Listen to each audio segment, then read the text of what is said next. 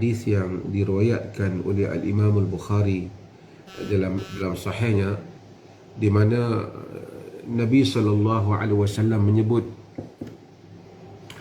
"Idza marida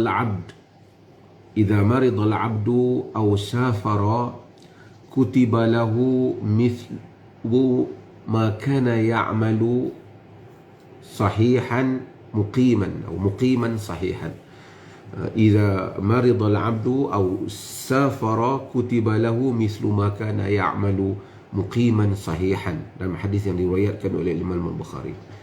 Idza marida al-'abd, maksudnya apabila hamba itu sakit, aw safara, ataupun dia bermusafir, kutiba lahu mithlu ma kana ya'malu muqiman sahihan, akan ditulis baginya seperti pahala amalannya ketika dia dalam keadaan tidak musafir dan dalam keadaan sihat.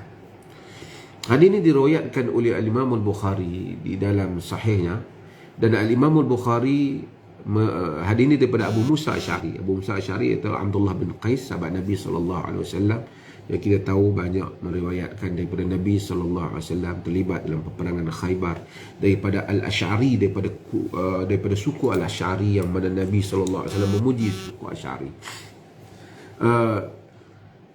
Hadis ni Al-Imam Al-Bukhari rahimahullah memasukkan dalam bab, dipanggil bab yuktabu lil musafir mithlu ma kana ya'malu fil iqamah. Bab ditulis untuk orang yang musafir sama seperti amalannya ketika dia tidak musafir, ketika dia iqamah, ketika dia bermukim. Mengapa saya pilih hadis ini? Hadis ini adalah penting untuk kita semua faham bagaimana rahmat Allah Subhanahu wa taala terhadap hamba-hambanya. Nabi kata, idza maridal 'abd, apabila hamba itu sakit, au safar, ataupun dia musafir, kerana kutiba lahu mislu ma kana ya'malu muqiman sahihan, ditulis untuknya pahala seperti mana dia amalan dia ketika dia tak musafir dan ketika dia dalam keadaan sihat. Apa maksudnya? Maksudnya ialah apabila seseorang hamba itu dia musafir, dia sakit, biasanya dia tak mampu untuk semayang. Biasanya kita selalu semayang berdiri, tapi bila musafir kita semayang duduk, ataupun yang duduk di hospital mungkin semayang sambil baring. Jadi dia rasa, mungkin hamba tu kan rasa pahala aku kurang lah, sebab salatul qa'id nisfu salatil qa'im, semayang orang yang duduk separuh semayang orang yang berdiri. Tetapi Allah Azza wa Jal akan menulis pahala untuknya sama seperti mana pahala ketika dia sihat. Kalau dulu sihat dia berdiri solat dia, demikianlah ketika dia sakit, bukan kerana dia tak mau berdiri, tapi dia tak boleh berdiri, dia terpaksa duduk, pahalanya sama dengan pahala orang yang berdiri. Orang yang sakit, yang duduk di hospital, yang solat di hospital, duduk atas katil saja, dia mungkin susah hati, aku ni semayang pun sambil duduk saja, sambil baring saja, tak mampu nak berdiri. Dia mungkin rasa bimbang kerana pahala dia kurang. Nabi SAW kata, ditulis untuknya kutiba lahu mislu ma kana ya'malu muqiman sahihan, ditulis untuknya macam manalah pahala dia masa dia duduk tak musafir, macam dia sihat. Macam tu juga kita musafir. Bila kita musafir, kita jamak solat 4 jadi 2. Kita mungkin rasa kita ni pahala kurang lah, sembahyang zuhur 4 rakaat, jadi dah jadi 2, dapat pahala 2 rakaat. Tak, kerana kita memang ahli salat. Ini ada peruntukan yang Allah Subhanahu wa taala berikan kepada kita. Apabila kita bermusafir, maka pahala yang 2 rakaat zuhur itu, yang qasar itu, sama dengan pahala 4 rakaat ketika kita semayang, ketika kita tidak bermukim ataupun tidak bermusafir. Ini perkara yang kita pernah faham. Samalah juga dengan amalan-amalan yang mana kita tak dapat lakukan kerana kita sakit, misalnya, termasuklah ketika musim Covid ni.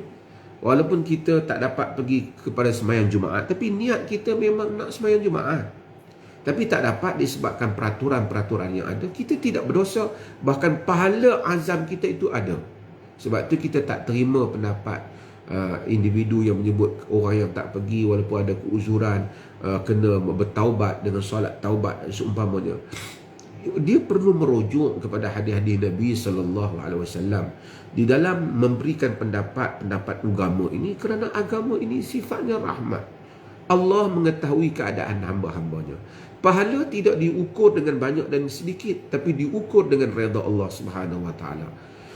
Kalau tidak, pahala semayang subuh tentu kurang daripada pahala semayang zuhur, sebab semayang subuh 2 rakaat. Tetapi semayang subuh mempunyai ganjaran yang besar dan semayang maghrib 3 rakaat tidaklah kurang pahalanya daripada Isyak. Allah Subhanahu wa taala menentukan hal ini semua. Dia mengetahui hamba-hambanya, dia mengetahui hambanya yang taat kepadanya. Tapi bila dah sampai umur tua, nak berdiri, nak sujud pun dah tak mampu, semayang pun duduk, dia mengetahui hamba ini kalau sihat dia sujud. Sebab tu kita, ketika kita sihat dan berkemampuan, kita buat amal kita yang terbaik. Kerana apabila kita sakit, Allah Maha mengetahui inilah amalan kita masa kita sihat. Kalau masa sihat pun tak semayang, sakit baru nak sakit kita fikir, oh tak apalah, orang yang tak semayang masa sakit ni pun dapat pahala juga. Tapi itu bukan amalan kita. Melainkan masa tu dia taubat, dia ada azam. Itu cerita soal urusan dia dengan Allah Azza wa Jalla. Tetapi apa yang kita nak sebutnya ialah bahawasanya rahmat Allah Subhanahu wa taala kepada hamba-hamba yang ada keuzuran. Keuzuran bukan pilihan kita. Kita bukan tak nak solat, tapi dah kita ada hadapi masalah sakit umpamanya. Musafir ialah satu keperluan kita bertugas. Kita biasanya sentiasa solat malam. Tiba-tiba oleh kerana letih sangat siang kerja, lepas tu bila malam nak bangun qiyamul lail, malam tu terlepas kita. Nabi SAW kata apa? Dalam hadis yang diriwayatkan oleh Imam Ahmad, diriwayatkan oleh Abu Dawud juga, dan ramai Nasa'i juga meriwayatkannya. Nabi SAW kata, ma min ra'in takunu lahu salatun minal layli yaghlibu 'alayha naumun aw waja'un illa kutiba lahu ajru salatihi wa kana naumuhu alaihi sadaqah. Maksudnya, tidak ada satu hamba yang mana dia selalu semayang malam. Setiap malam dia solat. Dan itulah patutnya kita semayang malam ni janganlah kita tinggal. Walaupun tidak wajib, tapi banyak fadilahnya, kelebihannya, rugi kalau kita tinggal. Tapi hamba ni, kata Nabi, dia selalu semayang malam. Yaghlibu 'alaiha naumun aw waja'un. Tiba-tiba dia tak semayang sebab letih, tertidur, buka-buka mata dah masuk subuh dah. Ataupun sakit, ya Allah, tak boleh duduk di hospital, nak bangun tak boleh. Nabi kata, illa kutiba lahu ajru salatihi, melainkan ditulis untuknya pahala semayang dia macam mana masa dia jaga macam ni. Wa kana naumuhu sadaqatun alaih. Tidurnya itu, wa kana naumuhu alaihi sadaqah, tidurnya itu sedekah untuk dia. Seolah Allah bagi ni sedekah, kau malam ni kau tidur. Semuanya mungkinlah kita terlepaslah fadilat untuk minta doa dan seumpamanya. Namun pahala itu Allah Subhanahu wa taala berikan kepada kita. Sebab itu maka apabila kita melihat kepada diri kita, yang pertama pengajaran hadis ini, masa kita sihat kita buat yang terbaik. Kita salat, kita apa. Bila kita sakit, Allah tahu keadaan diri kita. Apabila kita musafir, Allah tahu keadaan diri kita. Mungkin bila kita sakit atau kita musafir, kita ni selalu sembahyang sunat. Misalnya kita sembahyang duha kan. Tapi bila musafir, tak sempatlah kita dengan kerja, dengan apa. Allah tahu kalau kita ada ruang, memang kita salat. Allah beri pahala itu kepada kita. Tuhan ni Ghafurun Rahimun Arhamur Rahimin. Ini benda yang patut kita angkat di dalam mengajar hukum-hukum hakam syarak. Sebab kan orang bila dia ajar hukum hakam syarak, asyiknya nak cerita batal, habis, tak dapat dah pahala kau dah, walaupun keuzuran itu wujud pada seseorang. Sedangkan agama melihat dan meraihkan keuzuran itu. Sebab tu Allah ni dia penyayang, dia bukan macam kita. Kita ni banyak nilainya nak menghukum batal, sah, dosa, masuk neraka. Tapi kita lihat memang semua itu ada, hukum mahkamah Allah ada. Tapi inna rahmati sabaqat ghadabi, sesungguhnya rahmatku, kata Allah, mendahului murkaku. Dia maha mengetahui keadaan hamba-hambanya, maka kita membetulkan azam dan niat kita.